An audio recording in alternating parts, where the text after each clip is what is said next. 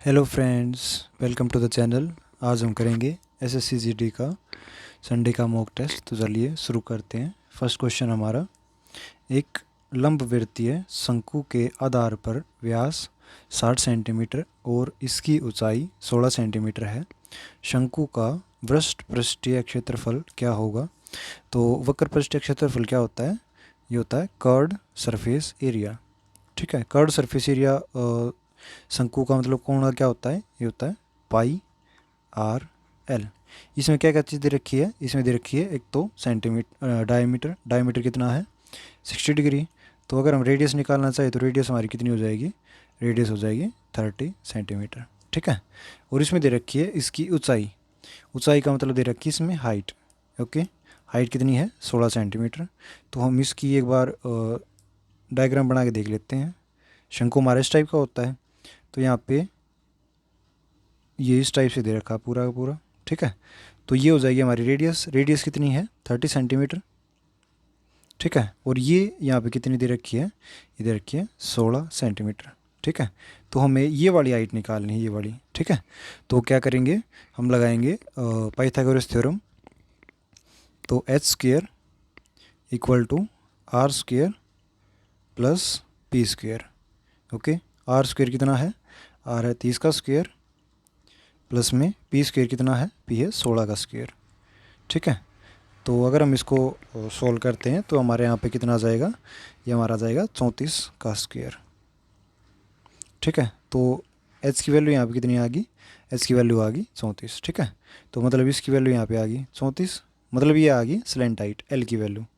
Okay, तो अगर हम इसके अंदर इसकी वैल्यू रखते हैं तो इक्वल टू 22/7 गुणा आर की वैल्यू कितनी है? 30 मल्टीप्लाई बाई एल की वैल्यू होगी यहाँ पे 34। ठीक है, अगर हम यहाँ पे पाई की वैल्यू को हम नहीं रखते हैं और यहाँ पे रख देते हैं सिर्फ और सिर्फ पाई इक्वल टू 30 चौक 3 चौक 12 और 3 तिया 9 और 1 10। ठीक है, तो यह आ गया हमारा 1020 पाई आंसर। ठीक है, तो ऑप्शन नंबर कौन सा हो जाएगा हमारा? ऑप्शन नंबर सी वाला। ठीक है, नेक्स्ट क्वेश्चन है क्वेश्चन नंबर 2। इसमें दे रखा है 0.24, 0.6 और 20 का चतुर्थ समानुपाती ज्ञात कीजिए। तो अगर हमें चतुर्थ समानुपाती निकालना है तो उसका फॉर्मूला क्या होता है? उसका फॉर्मूला होता है बी सी अपॉन ए। ठीक है, ये वाला फॉर्मूला होता है। तो अगर मैं अभी इसकी वैल्यू रख के देखें तो बी क्या है? बी है 0.6 मल्टीप्लाई बाई सी क्या है? 20 और बटे में ए की वैल्यू हो जाएगी 0.24। ठीक है, इसको हम हटा देंगे, यहाँ पे 2 जीरो लगा देंगे और इसको हटाएंगे तो यहाँ पे 1 जीरो लग जाएगी। ठीक है, इससे हमने ये काट दिया, इस वाले से हमने ये 4 काट दिया। ठीक है, और इससे हमने ये वाला काट दिया तो ये आ गया 50। ओके, तो फोर्थ प्रोपोर्शन अगर हमें निकालना तो कितना आ गया हमारा? 50। तो ऑप्शन नंबर कौन सा हो जाएगा? Option number C. Okay, next question है क्वेश्चन नंबर 3। ए बी और सी ने 2:3:5 में अपनी पूंजी का निवेश किया है। ए बी और सी ने 4:2:3 महीनों के अनुपात में निवेश किया है। यदि सी का लाभ ए के लाभ से 1,47,000 अधिक है तो बी के लाभ का हिस्सा में बताना। ठीक है, तो इसमें एक तो निवेश दे रखा है और ये अनुपात में पूंजी का निवेश किया है। ठीक है, और ये महीने दे रखे हैं। तो इन्वेस्टमेंट इनटू मंथ ये होता है हमारा फॉर्मूला। ठीक है, तो हम इनकी मल्टीप्लाई करवा देते हैं। तो यहाँ पे 2:3:5 और महीने कितने हैं? 4 महीने हैं, 2 और यहाँ पे 3। ठीक है, हम इन सभी की मल्टीप्लाई करवा देंगे तो यहाँ पे आ जाएगा 4 दूनी 8, यहाँ पे आ जाएगा 3 दूनी 6 और ये आ जाएगा 15। ठीक है, ये हो गया। अभी इसमें दे रखा है कि सी का लाभ ए के लाभ से 1,47,000 अधिक है। मतलब इनके बीच का अंतर कितना है? इनके बीच का अंतर है 7 और इसकी वैल्यू कितनी दे रखी है? 1,47,000। ठीक है, अगर मैं यहाँ पे एक की वैल्यू निकालते हैं तो एक की वैल्यू यहाँ पे कितनी आ जाएगी? 21,000 आ जाएगी। ठीक है। अगर हम इसको 7 से डिवाइड करते हैं तो 21,000 आ जाएगी। हमें निकालना है बी का लाभ, तो बी का रेशियो कितना है, बी का रेशियो 6। इसकी मल्टीप्लाई हम किससे करवा देंगे, 6 से करवा देंगे। तो 21 सिक्का कितना होता है, 21 सिक्का 126 और 3 0 पीछे। ठीक है, तो ऑप्शन नंबर कौन सा हो जाएगा, option number D. Okay, next question है क्वेश्चन नंबर 4। साई अकेले एक कार्य को 50 दिनों में कर सकता है। तो हम मान लेते हैं कि साई एक कार्य कितने दिन में कर सकता है, 50 दिन में। ठीक है, रिया साई से 25% अधिक कुशल है। तो रिया और साई का इसमें क्या दे रखा है, अनुपात दे रखा है, कितना है 125 और 25% अधिक है। तो रिया को मान लेते हैं 100 और 1 मिनट, हम इसको मान लेते हैं 125 और साई को मान लेते हैं 100। ठीक है, अगर हम इसको इससे काटते हैं तो यहाँ पे आ गया 25 5 और यहाँ पे आ गया 4। ठीक है, मतलब ये इनकी आ गई एफिशिएंसी। ठीक है, मतलब एक दिन में ये इतना काम करेंगे। और काम इसने का साई ने कितने दिन में किया है, काम इसने किया है 4 एक दिन में। ठीक है, तो यहाँ पे 50 गुणा 4 कितना काम कर दिया इसने, 200 काम कर दिया। ठीक है, अभी इसको बताना है रिया अकेले उसी कार्य को कितने दिन में करेंगे। रिया की एफिशिएंसी कितनी है 5 और 200 काम उसे करना है, और 5 के हिसाब से तो अगर वो करेगी तो कितना दिन में करेगी, 40 दिन में। ठीक है, तो ऑप्शन नंबर हमारा कौन सा हो जाएगा, ऑप्शन नंबर सी। ठीक है, नेक्स्ट क्वेश्चन है क्वेश्चन नंबर 5। कोई ट्रेन एक समान चाल से 225 किलोमीटर की दूरी 2.5 घंटे में तय करती है। तो यहाँ पे कौन सा लग जाएगा, speed is equal to distance upon time. Distance इसमें कितनी दे रखी है, डिस्टेंस है 225 किलोमीटर, और यहाँ पे कितना हो जाएगा 2.5 घंटे, मतलब 5/2।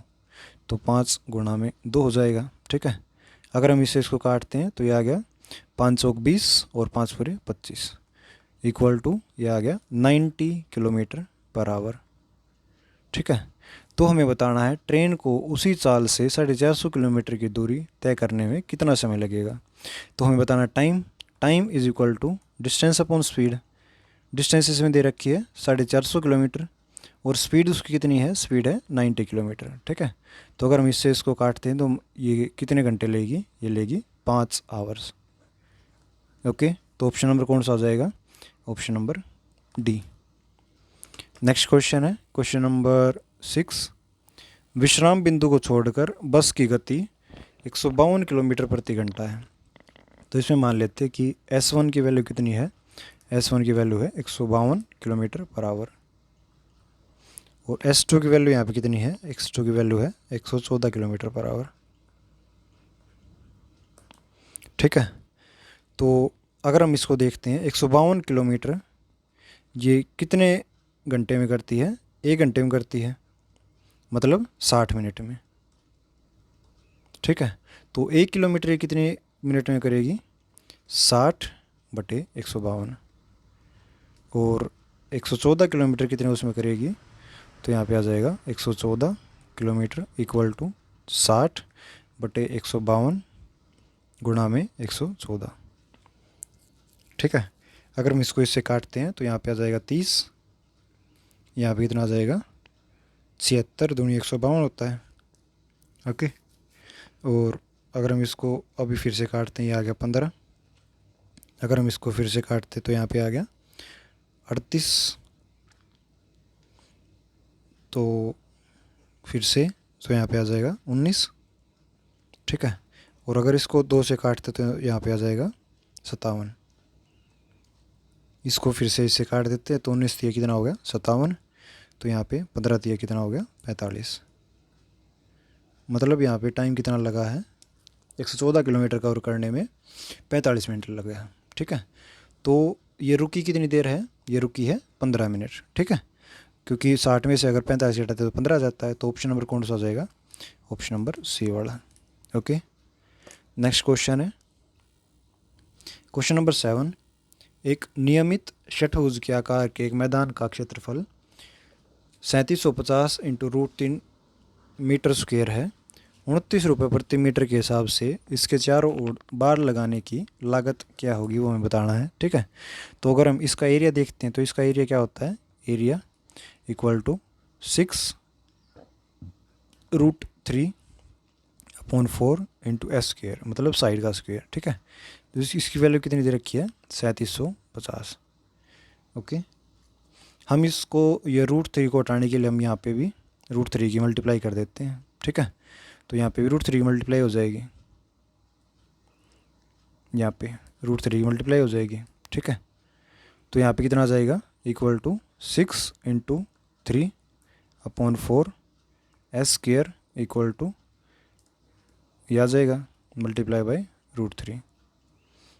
ठीक है, यहाँ पे हो गया एस स्क्वेयर इक्वल टू 3750 गुणा में √3 बटे में यहाँ पे आ जाएगा गुणा में 4, 6 गुणा में 3। ठीक है,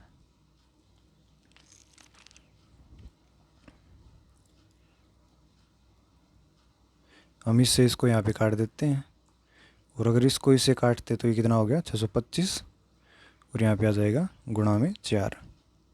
ठीक है, ये है किसकी वैल्यू है? एस स्क्वेयर की। ओके, एस की वैल्यू अगर निकाला चाहे तो एस की वैल्यू यहाँ पे कितनी आ जाएगी? एस की वैल्यू आ जाएगी 25 गुणा में 2, क्योंकि ये 625 किसका स्क्वेयर है? 25 का, और 4 किसका स्क्वेयर? 2 का, तो यहाँ पे आ जाएगा एस कितना? 50। ठीक है, तो साइड की वैल्यू कितनी होगी? साइड की वैल्यू होगी 50। ओके, तो अगर हम इसको देखते हैं तो षटभुज बता रखा है। षटभुज की कितनी साइड होती है? 6 साइड होती है, तो 6 इंटू एस इक्वल टू 6 गुणा में 50 गुणा में आ जाएगा 29। ठीक है, तो 6 पंजे हो गया 30, 300 गुणा में हो गया 29, तो 9 तिया हो गया 27, और यहाँ पे आ गया 3 दूनी 6 और 2 9, 6 और 2 8, और 2 जीरो यहाँ पे लग जाएंगी। ठीक है, तो इसका आंसर कौन सा हो गया? इसका आंसर हो गया ऑप्शन नंबर डी, 8700। ठीक है, मतलब इतने रुपए लग जाएंगे इसको बनाने के लिए। ओके, नेक्स्ट क्वेश्चन है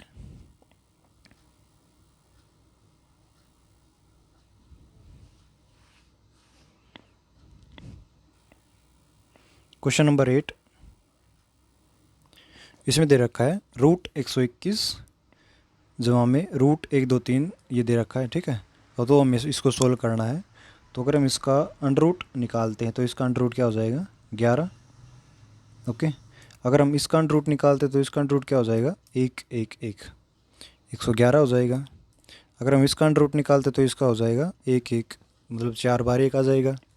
इसका अंडर रूट निकालते तो 1 2 3 4 5 इतना हो जाएगा। ठीक है, तो अगर हम इसको सोल्व करते हैं 1 2 3 4 5, 1 2 3 4, 1 2 3 और 1 1, इस प्रकार से हो जाएगा। तो यह आ जाएगा 4, यहाँ पे भी 4, यहाँ पे 3, यहाँ पे 2 और यहाँ पे आ जाएगा 1। ठीक है, तो हमारा ऑप्शन नंबर कौन सा हो जाएगा? Option number C, 12,344। ठीक है, नेक्स्ट क्वेश्चन है क्वेश्चन नंबर 9। यदि पहली संख्या तीसरी संख्या से 20% कम है, तो हम मान लेते हैं पहली संख्या और तीसरी संख्या से 20% कम है, तो ये आ गया 80 और ये होगी 100। ठीक है, तो ये हो गया 4/, 1 मिनट, हम इसकी 0 से 0 काट लेते हैं। और इसका अगर दूसरी वाली देखें तो दूसरी और तीसरी संख्या का अनुपात कितना है? तो सेकंड और थर्ड का अनुपात इसमें कितना दे रखा है? 7/10। ठीक है, तो थर्ड वाली को हम सेम टू सेम रख लेते हैं। तो अगर हम इन तीनों का अभी क्या निकालते हैं? सेकंड यहाँ पे और थर्ड, तो क्या आ जाएगा? 8, यहाँ पे आ जाएगा 7 और यहाँ पे 10। ठीक है, तो पहली और तीसरी संख्या का औसत दूसरी संख्या के कितने प्रतिशत अधिक है? तो पहली और तीसरी संख्या मतलब आ गया 18, और औसत बताना है तो 2 से डिवाइड कर देंगे, तो ये हो गया 9। ठीक है, का औसत दूसरी संख्या के कितने प्रतिशत अधिक है? तो इससे ये कितना प्रतिशत अधिक है? 2 अधिक है, किससे? 7 से, और गुणा में आ जाएगा 100। ठीक है, तो अगर हम यहाँ पे एक 0 ले लेते तो 20/7, तो 7 दूनी हो गया कितना? 14, और एक और 0 अगर लगा देते हैं तो यहाँ पे बन गया कितना? 60 बन गया, और 7 8 हो गया 56, और यहाँ पे आ गया 4 7। ठीक है, तो हमारा ये वाला आंसर आ जाएगा ऑप्शन नंबर डी 28 सही 4/7। ठीक है। नेक्स्ट क्वेश्चन है क्वेश्चन नंबर 10। 7500 रुपये की राशि एक निश्चित साधारण ब्याज पर 5 से 1/3 वर्षों में 11,000 रुपये हो जाती है। समान राशि समान साधारण ब्याज पर 2 से 2/3 वर्षों में x रुपये होगी। x का मान हमें ज्ञात करना है। ठीक है। तो अगर हम देखें अमाउंट हमारा क्या होता है, अमाउंट होता है प्रिंसिपल प्लस SI, ये होता है। ठीक है। तो अगर हम इसमें देखें principal plus principal into rate into time upon में 100। ठीक है। अगर हम P की वैल्यू को यहाँ पे क्या कर लेते हैं, कॉमन निकाल लेते हैं, तो यहाँ पे आ जाएगा 1 + RT अपॉन 100। तो यहाँ पे 7500 रुपये दे रखी है, इक्वल टू आ गया 7500 इंटू 1 + R इंटू टी कितना दे रखा है, टी दे रखा है 5 से 1/3। ठीक है। मतलब ये हो गया 5 3 15 और 1 16, मतलब आ गया 16/3 और बटे में यहाँ पे दे रखा है 100। ठीक है। अगर हम इसको इससे काटते तो ये हो गया 4 चौक 16 और 2500 का 100। ओके। और यहाँ पे कितना दे रखा है, 11,000 रुपये दे रखा है। ठीक है। तो अगर हम इसको सोल्व करते हैं तो यहाँ पे कितना आ गया 11,000, इसको हटा देते हैं 11,000 को, तो यह आ गया 7500 इंटू, अगर हम इसको कॉमन ले मतलब LCM लेते हैं तो 25 से 75 हो गया। ठीक है। तो 75 जमा में 4R बटे में आ गया 75। ठीक है। इक्वल टू 11,000 है। इसको हम इससे काट देते तो यहाँ पे कितना बच गया,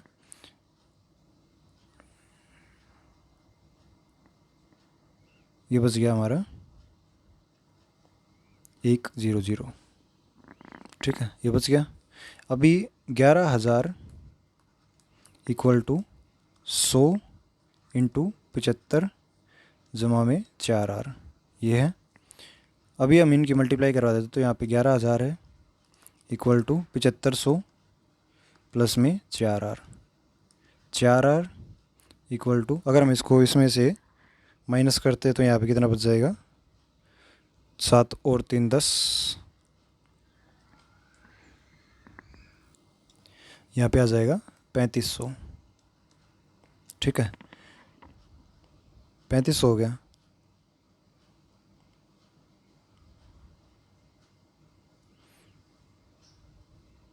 और अगर यहाँ पे R की वैल्यू अगर हम निकालना चाहें तो R की वैल्यू हो जाएगी 3500 बटे में 4 और गुणा में आ जाएगा 100।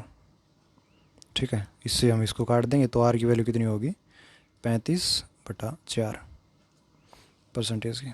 ठीक है। तो रेट ये आ गई। अभी हमें बताना है समान राशि समान साधारण ब्याज पर 2 से 2/3 वर्षों में कितनी होगी। तो हम यहाँ पे SI निकाल लेंगे। ठीक है। थोड़ा ऊपर कर लेते हैं। SI equal to PRT upon 100। P कितना है 7500 रुपये, R कितना हो गया 35/4 और टाइम कितना है, टाइम है 2 से 2/3, मतलब 3 दूनी 6 और 2 8, 8/3 और बटे में यहाँ पे दे रखा है 100। ठीक है। इससे ये कट जाएगा, 4 से 2 कट जाएगा। ठीक है। और ये हो जाएगा 25। 25 गुणा 35, 35 दूनी 70, 35 25 गुणा में आ गया 70। ठीक है। 25 सत्ते 175, तो यहाँ पे कितना आ गया 1750। ठीक है। और ये हो गया SI। ओके। तो 7500 के अंदर हम कितना जोड़ देंगे, 7500 के अंदर हम जोड़ देंगे 1750, 0 5 7 और 5 12 और ये आ गया 9। ठीक है। तो इतना आ जाएगा हमारा, कौन सा ऑप्शन हो जाएगा, ऑप्शन नंबर C वाला। ठीक है। नेक्स्ट क्वेश्चन है क्वेश्चन नंबर 11। दो स्थानों के बीच की दूरी 1200 किलोमीटर है। इस दूरी को तय करने के लिए व्यक्ति X दूसरे व्यक्ति Y से 5 घंटे कम लेता है, जिसकी औसत गति X की तुलना में 40 किलोमीटर कम है। तो हम क्या करते हैं, हम यहाँ पे टाइम मान लेते हैं 15 घंटे। ठीक है। तो अगर हम देखते हैं speed equal to distance upon time होता है। तो अगर हम यहाँ पे 1200 किलोमीटर डिस्टेंस मान लेते हैं और वो मान लेते हैं 15 घंटे हमारे पास, ठीक है। तो अगर हम इसको काटते हैं तो कितना हो गया, ये आ गया 15 अट्ठे 120, मतलब ये आ गई 80 किलोमीटर पर आवर। ये किसकी स्पीड है, ये है वाई की स्पीड, ठीक है। वाई की स्पीड होगी, एक्स दूसरे व्यक्ति से 5 घंटे कम लेता है। अगर हम एक्स की स्पीड निकालना चाहें यहाँ पे, तो ये आ गई वाई की स्पीड। तो अगर हम एक्स की स्पीड यहाँ से निकालते तो एक्स की स्पीड कितनी हो जाएगी, 1200 किलोमीटर में कवर करना है, ठीक है। और ये दे रखा है 5 घंटे कम लेता है, मतलब ये आ जाएगा 10 घंटे में, ठीक है। तो इसकी स्पीड कितनी हो जाएगी, 120 किलोमीटर पर आवर, ठीक है। तो इसमें बता रखा है जिसकी औसत चाल एक्स की तुलना में 40 किलोमीटर कम है, तो वाई की है 80 और एक्स की कितनी 120 किलोमीटर। तो कितना डिफरेंस हो गया इनके बीच में, 40 किलोमीटर का डिफरेंस हो गया, 40 किलोमीटर पर आवर का, ठीक है। तो हमारा ये वाला ऑप्शन हो जाएगा ठीक, option number D. Okay, next question है क्वेश्चन नंबर 12। पिता और पुत्र की आयु का अनुपात कितना दे रखा है, फादर और सन की आयु का अनुपात है 5/3। उसकी आयु निरूपित करने वाले संख्याओं का गुणनफल कितना है, 960 है। तो 5x multiply by 3x equal to 960। अगर हम इसकी मल्टीप्लाई करवाते हैं तो यहाँ पे आ जाएगा 15x square equal to 960। X square की वैल्यू यहाँ पे आ गई 960 बटे में 15, 15 छिक्का 90 और ये बच गया 15 चौके 60। तो एक्स स्क्वेयर की वैल्यू आ गई 64। एक्स की वैल्यू यहाँ से निकालना चाहिए तो आ जाएगी 8, ठीक है। 6 वर्ष अभी हम इनकी वैल्यू निकाल लेते तो ये एक्स हो गया, ये भी एक्स हो गया। तो 8 पंजे हो गया 40 और 8 तिया हो गया 24, ठीक है। और 6 वर्ष बाद बताना है तो +6 और यहाँ पे भी +6, तो ये हो गया 46 और ये हो गया 30, ठीक है। 23 दूनी 40 और 15 दूनी 30। तो फादर और सन के बीच का ये आ जाएगा रेशो 23 और 15। तो ऑप्शन नंबर कौन सा आ जाएगा, option number D. Next question है क्वेश्चन नंबर 13। 36 किलोमीटर मिश्रण में दूध और पानी का अनुपात 3:1 है।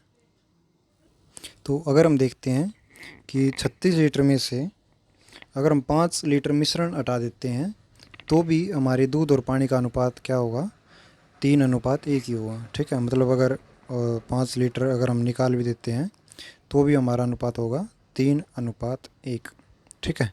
लेकिन इसमें क्या किया गया है, 5 लीटर दूध से प्रतिस्थापित किया गया है। तो 31 लीटर तो वैसे हो गया वो, लेकिन उसका रहा 3:1 सेम रहा है, ठीक है।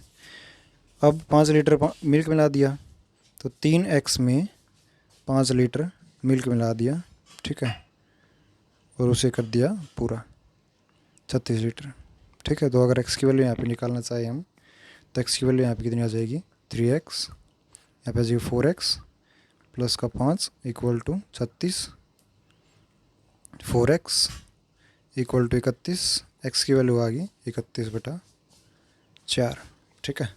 तो रेशियो ऑफ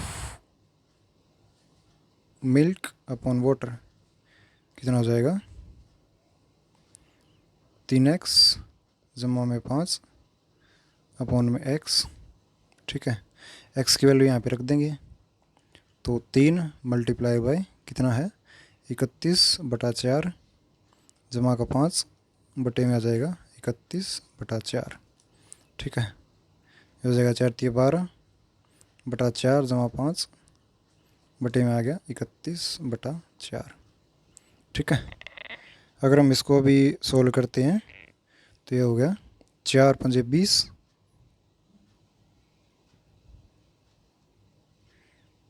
1 मिनट, इसको हम यहाँ से हटा के हम क्या करेंगे, इनको मल्टीप्लाई करवा देंगे तो ये आ जाएगा 93/4 जमा का 5 बटे में 31/4, ठीक है। ये वाला हो जाएगा हमारा। अगर हम इसको सोल्व करते हैं तो यहाँ पे आ जाएगा 4×5 = 20 मतलब 113 डिवाइड बाई 4 बटे में 31 बटे में 4, 4 से हमने 4 काट दिया, तो ये आएगा हमारा ओरिजिनल नए मिश्रण में दूध और पानी का अनुपात, मतलब इसमें से कोई भी नहीं आएगा। ठीक है, नेक्स्ट क्वेश्चन है क्वेश्चन नंबर 14। एक वस्तु का अंकित मूल्य 400 रुपये, तो मार्केट प्राइस उसमें दे रखा 400 रुपये। ठीक है, अंकित मूल्य पर 20% की छूट के बावजूद, तो इस पर दे दी 20% की छूट, तो 20% की छूट देने के बाद ये कितने में बेचा, ये बेचा 80, मतलब 320 रुपये में बेच दिया। ठीक है, उसे 48 रुपये का लाभ हुआ, मतलब अभी 48 रुपये का हमें और कम करना है लाभ कमाने के लिए। ठीक है, तो 10 में से 8 गया 2, और ये हो गया 11 में से 4 गया 7, और ये हो गया 2। ठीक है, मतलब उसका कॉस्ट प्राइस कितना था, कॉस्ट प्राइस था 272। उसका लाभ प्रतिशत ज्ञात कीजिए, तो लाभ प्रतिशत ज्ञात करना है 272, ये प्रॉफिट हमें करना, तो प्रॉफिट परसेंटेज निकालना है, percentage equal to profit upon CP multiply by 100 equal to कितना हो गया, प्रॉफिट 48 का किस पे, CP मतलब 272 पे, और गुणा में आ जाएगा कितना 100। ठीक है,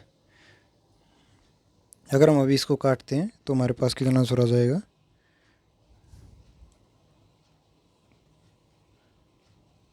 यह आ जाएगा 17 सही 11/17। ठीक है, तो ऑप्शन नंबर आ जाएगा C। नेक्स्ट क्वेश्चन है क्वेश्चन नंबर 15। दिए गए व्यंजक को सरल कीजिए, तो सबसे पहले हमें इस वाले को सरल करना है। ठीक है, तो यहाँ पे आ जाएगा 8 में से 5 3 गया कितना हो गया 5, तो -2 माइनस का 5, तो यहाँ पे आ गया -7। ठीक है, और आगे दे रखा -3, तो ये हो गया 7 21 प्लस का -2 -5 और -3, ये हो गया 7 21। ठीक है, यहाँ पे दे रखा है 71 प्लस का हो गया। ठीक है, अगर हम पीछे वाले का सोल्व करते तो 3 इंटू ये पहले सोल्व होंगे, तो माइनस माइनस हो जाएगा प्लस, 5 जमा में ये कितना हो गया 2, तो 71 जमा 21, अच्छा ये तो प्लस हो गया, लेकिन ये वाला माइनस यहाँ पे रह गया, तो हम इसको यहाँ से माइनस बना देते हैं, यहाँ पे माइनस होगा फिर तो, और यहाँ पे दे रखा प्लस का 7 या 21। ठीक है, तो इस ये वाला इससे कट जाएगा, तो हमारा आंसर कितना रह जाएगा, आंसर रह जाएगा C 71। ठीक है, नेक्स्ट क्वेश्चन है क्वेश्चन नंबर 16। वह छोटी से छोटी संख्या 5 अंकों की जो 91 से भाग होती हो, तो 91 को अगर हम फैक्टराइज करते तो ये किससे आएगा 13 से और 7 से। तो अगर आपने कभी भी 13 और 7 का अगर डिविजिबिलिटी रूल पर डालो तो किससे डिवाइड होता है, वो ज़्यादातर डिवाइड होता है 1001 से, 1001 से डिवाइड होती है। ठीक है, तो इसमें से कौन सी संख्या 1001 से डिवाइड हो रही है, ऑप्शन नंबर B। ठीक है, तो ऑप्शन नंबर आ जाएगा हमारा B वाला। नेक्स्ट क्वेश्चन है क्वेश्चन नंबर 17। एक क्रिकेट टीम ने 30 ओवरों में 156 रन बनाए हैं, उसे 50 ओवरों में 275 रन बनाने हैं। तो 30 ओवरों में उसने बनाए 156 रन, 50 ओवरों में उसे कितने बनाने हैं 275, मतलब हमें कितने रनों की ज़रूरत होगी वो बताना है। तो यहाँ पे ओवर कितने बचे हुए हैं 20, और अगर हम इसमें से इसको घटाते तो 15 में से गया कितना हो गया 9, और यहाँ पे 6 में से 5 गया 1, और 2 में से गया 1, मतलब 119 रन बनाने और 20 ओवरों में, तो और 119 बटे 20, तो 20 पंजे हो गया 100। ठीक है, और यहाँ पे रह गया 19, 20 निम्मा 180, और यहाँ पे अभी कितना रह गया 10, 20 पंजे 100। ठीक है, तो 5.95 आ जाएगा, तो ऑप्शन नंबर कौन सा आ जाएगा, ऑप्शन नंबर B वाला। ठीक है, नेक्स्ट क्वेश्चन है क्वेश्चन नंबर 18। यदि एक वस्तु को 6% हानि की बजाय 6% लाभ पर बेचा जाता है, तो विक्रेता को 60.72 अधिक मिलते वस्तु का क्रय मूल्य क्या होगा। तो मतलब हमने कोई वैल्यू 100 की उसकी CP थी, हमने उसे 94% की बजाय हमने उसे बेचा 106 पर। मतलब इन दोनों के बीच का डिफरेंस कितना है, 12% का है। ठीक है, इक्वल टू यहाँ पर कितना दे रखा है, 60.72। अगर 1% की अगर हम वैल्यू निकालना चाहिए तो कितनी हो जाएगी, 60.72। इस पॉइंट को हम हटा देते हैं, बटे में यहाँ पे आ जाएगा 100 और गुणा में आ जाएगा 12। ठीक है, अगर हम इससे 100 काटते हैं तो ये आ गया 12 पंजे 60 और 0 12 6 72।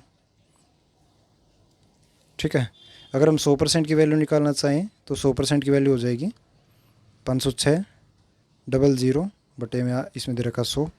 इससे इसको काट देंगे तो वैल्यू कितनी होगी, ये वैल्यू होगी 506। ठीक है, तो ऑप्शन नंबर कौन सा आ गया, ऑप्शन नंबर सी।